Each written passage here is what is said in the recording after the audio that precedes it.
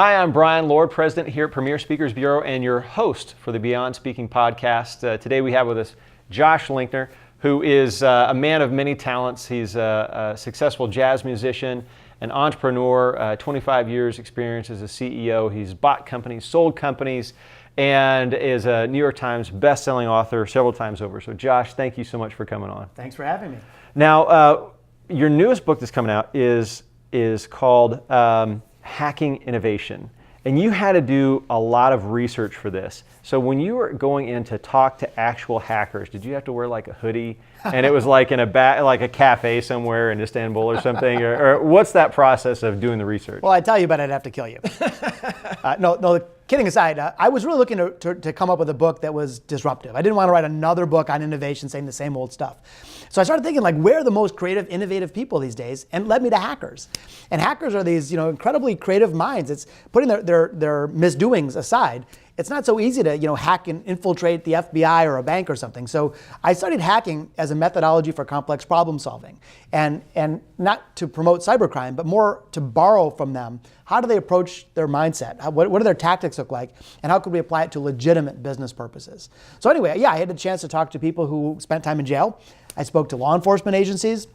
I spoke to cybersecurity professionals, and a number of people that I would call hackers, but they don't write a line of code. People that are amazing musicians, but they hack the way they approach the art form. Or people that are amazing entrepreneurs that are hacking growth in their companies. And ultimately tied it all together in this book, Hacking Innovation, the new growth model from the sinister world of hackers. Now, speaking of using hacking that's not code, you have infant twins. Have you figured out any ways to hack parenting? No, I want to read that book, though. I definitely want to read that book. That's right now they're crying a lot. As we were talking about, my boy, Avi and Talia, boy and a girl, and they were born July 22nd, premature, 14 weeks premature, only 2.4 pounds each. And we spent 104 days in the NICU, but thank God they're doing great.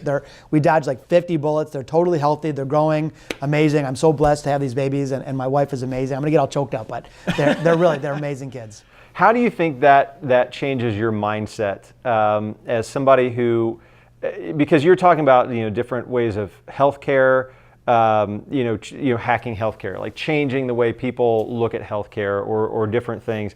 That's one of those things I almost think of like from a personal life, how you come up with those hacks. That's why I want to make sure I ask that, because it seems like just your approach of getting scrappy and that sort of thing, how that applies not just to business but also personal life too. It absolutely applies to personal life. And by the way, when I think about a hack, sometimes people think a hack is like a quick fix, like, how do you brush your teeth faster or something?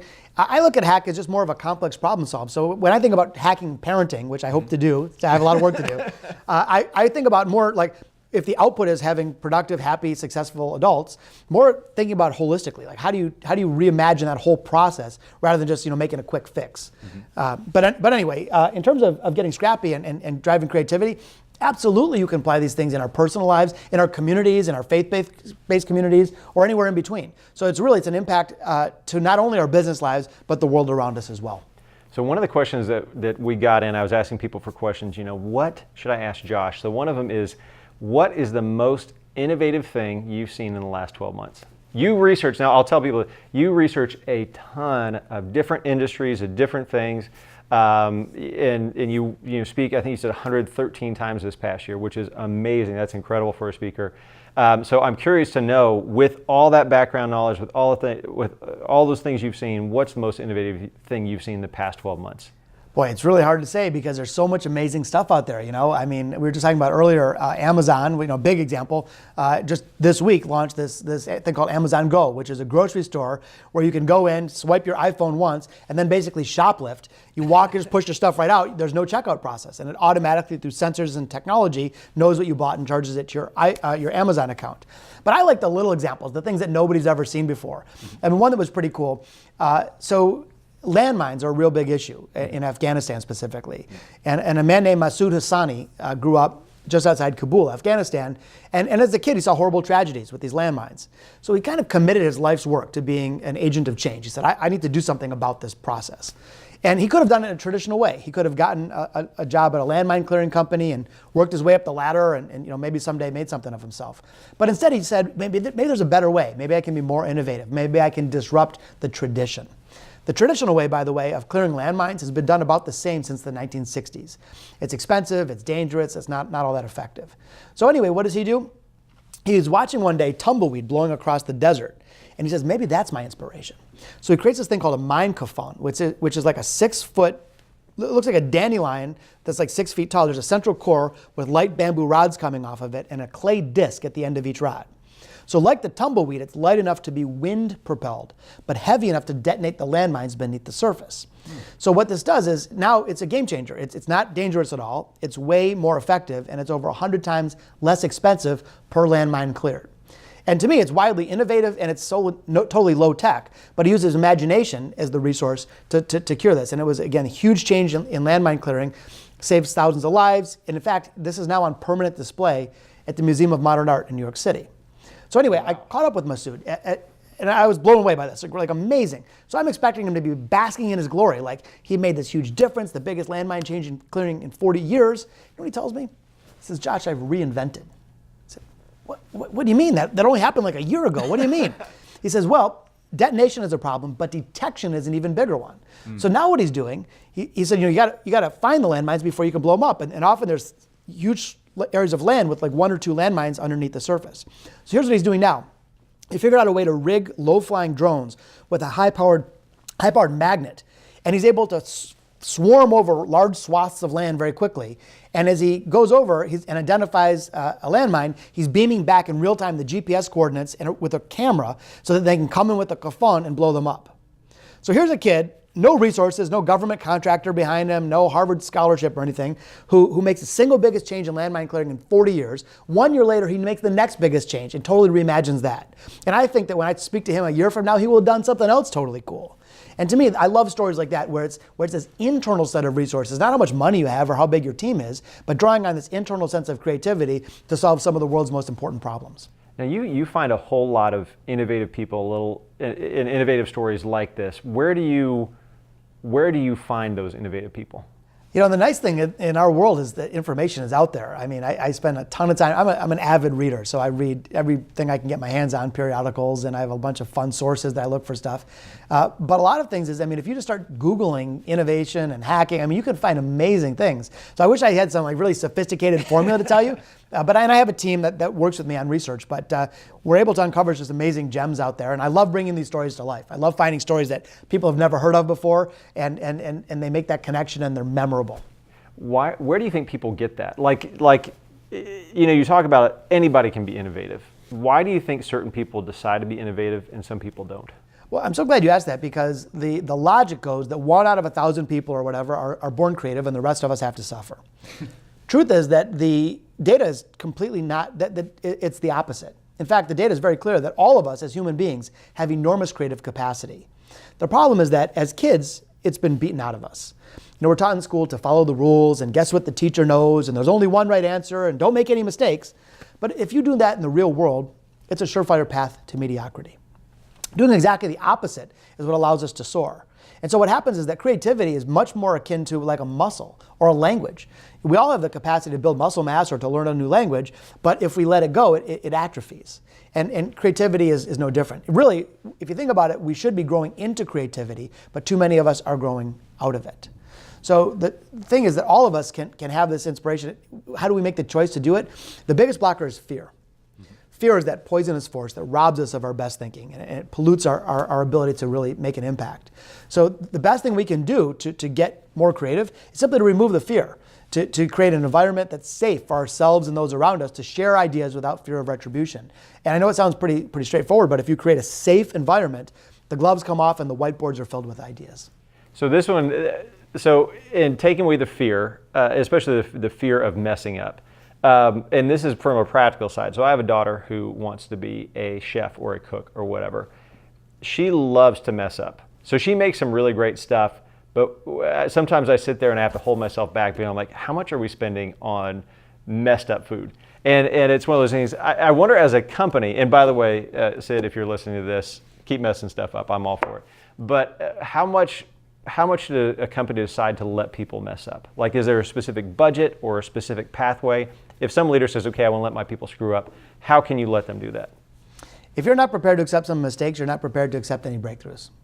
So the creative process is often one of trial and error, and really those setbacks and mistakes are often the pathways of discovery. So to a degree, the amount of budget that you spend on things that don't work enables the things to work. It's sort of like, Picasso's mom complaining about how much paint he spilled on the floor. Ultimately you have to invest in those setbacks and mistakes to enable the creative act. The best thing we can do as leaders is remove the fear. I'll share one of my favorite techniques with you, by the way, to be very practical. So let's say we're doing a brainstorm session. Problem with brainstorm sessions is they are designed for people to share their safe ideas. Mm-hmm. So if you have a crazy, wacky, out of the ballpark idea, instead of sharing it, you hold it back. You talk yourself out of it. You say, well, what will my boss think? Who's going to fund my idea? Will I look foolish? So brainstorm sessions are designed to share safe ideas, basically. Mm-hmm. Here's how you fix it. It's a technique called role storming. Okay. Role storming is brainstorming, but in character. You're brainstorming as if you're somebody else. So for example, let's say we're doing a brainstorming right now, and a role storm, and you were playing the role of Steve Jobs. All right. Well, now no one's going to laugh at Steve for coming up with a big idea. They might laugh at Steve for coming up with a small one. Mm-hmm. So now you, aka Steve, are totally liberated. You can say anything you want, no fear of retribution. You're never going to look foolish. Nothing's going to come back and bite you. So the technique is actually rather simple. You take on an actual real-world business problem, but pretend you're someone else. It could be a sports hero, it could be a villain, it could be a movie star, it could be anyone in your imagination. And by pretending that you're that person, it's completely liberating. Quick example, I did this with a group of executives one time at Sony. I met this guy. He was the stiffest human being I've ever met in my life. Dark suit, white shirt, tie, he's stiff as a board. Anyway, we got him role storming as Yoda. I've never seen personal transformation like this. This guy's jacket's off, his tie's undone, he's leaping around the room, and those whiteboards were filled with ideas. The thing is, I didn't teach him to be creative. He had that inside him all along, as do all of us. The thing is that the role he was in before forbid it. Put him in a new role, and the game changed. And the same can happen for anyone listening. When you see this transform, what's some ways that you as a company have in your past, what are some of your failures that you're proud of in leading some of the companies that you've had? By the way, the people that I've met that are the most successful, and I've spent time, I've had partners that were billionaires, they win more, but they also fail more. Mm-hmm. And there's a real correlation there, that they're willing to put themselves out. And I hope that I continue to win, but I also hope I continue to fail, because that's how you learn and grow. It's all about learning from it. And I've had dozens and dozens. I don't know how much time you have, but one that comes to mind. And I think it was, okay, so here's what happened. I put out a annual target for my entire company, and this was the genesis of their bonus. So it was a very misguided bonus program. I take full responsibility. I was a bad CEO for this, but here's what happened. I think it was $40 million. So if we had a $40 million revenue number in that year, everybody got a big fat bonus. If we had $39,999,999, no one got anything. So it was binary. Again, ill-conceived, my fault. But it worked. So we had signs all over the digital screens, and we're all gunning for this number. Anyway, December 31st, my head of sales calls me. Josh, we hit it. $40,200,000. And I was not only excited about the money, but I was like proud, and I was moved, and I was it just felt so good. So I immediately fired off a note to my team. Congratulations, everybody. We hit it. Everyone's getting their bonus. I'm so proud of you. This is amazing. So the way we designed the structure was that the money would be paid 45 days after the end of the year. So it gave us company a chance to collect some cash. Anyway, about a week before the bonus is about to be paid, my CFO comes knocking.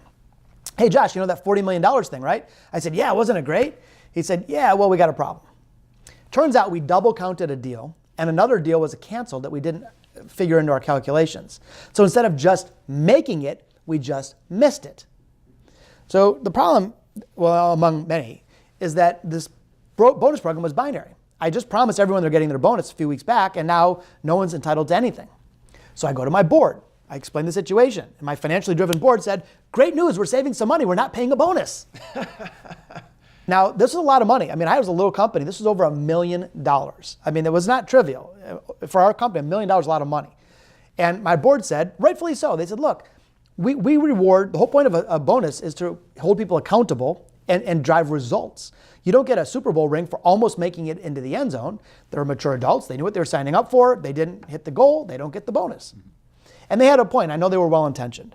But my argument was twofold. Number one, it's the right thing to do. But putting the right or wrong aside, putting your ethics aside, I said to my board, look, you spent that $1 million anyway. Either we don't pay the bonus and we lose $1 million in apathy and bad morale and turnover, or someone's going to walk out with a laptop, or we look at it as an investment in our culture and investment in our values. Anyway, it was like the Cuban Missile Crisis with me and my board for the next several days. I'm taking heavy artillery fire from them. But here's what ended up happening. I brought my whole company together, big company meeting, and I explained to them in absolute transparency. Here's what we thought happened. It was an honest mistake. Turns out not. Here's the numbers. And according to the contract, everybody's entitled to 0. However, the only value that, in our case, beats performance is trust. And we made a promise. I made a promise. And you have to know that when we make a promise, we keep our promises. And so therefore, every person in this company is getting 100% of their bonus, every penny paid on time. If I could tell you the look of people, I mean, there were grown men with tears running down their face. I was getting bear hugs from, and anyway, what ended up happening, I believe, there was a horrible mistake. Totally my fault, by the way. But what ended up happening is that was the best $1 million I've ever invested. Because my team knew I had their back and they had mine.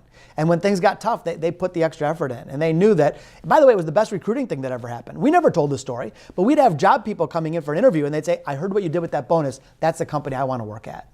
So sometimes it's funny when you do the right thing, even in a mistake, even when it costs you dearly. In that moment, believe me, now it sounds glamorous. At that moment, like that was over $1 million lost, paid. But again, I think it was an amazing investment. And it's more about what you learn from it and how you proceed from there. One final question I do have for you is, you talk about Louis C.K., that you're a big fan of Louis C.K., and every year he takes whatever he's done the year before and throws it away. All his material, he's got to come up with new material. So you've got your new book coming out, which I'm sure you've already read, already done everything, it's written and everything else. What is your Louis C.K.? What are you throwing out? What are you going to move to next? It's a good question. I think I'm still figuring some of that out. First of all, I just love absorbing new content. I'm just innately curious, and so even though books come out every couple of years, it doesn't mean you're not learning every couple of years. So I will continue to absorb as much as I can. But I'm also trying to figure out new ways that I can be helpful to people. Like how I sit on a number of boards, and I'm getting more involved in a number of both corporate and philanthropic boards. I have a new company that we started recently called Fuel Leadership, which is specifically designed to help fuel people's professional growth. And we have this service called Daily Fuel. It's free, but allows people this little burst every day, 2 minutes of inspiration and practical learning to help them perform better. So I'm looking these days more about how I can make a bigger impact in people's lives, more so than how I can extract the next dollar or something. But I'm really excited about the year and years ahead.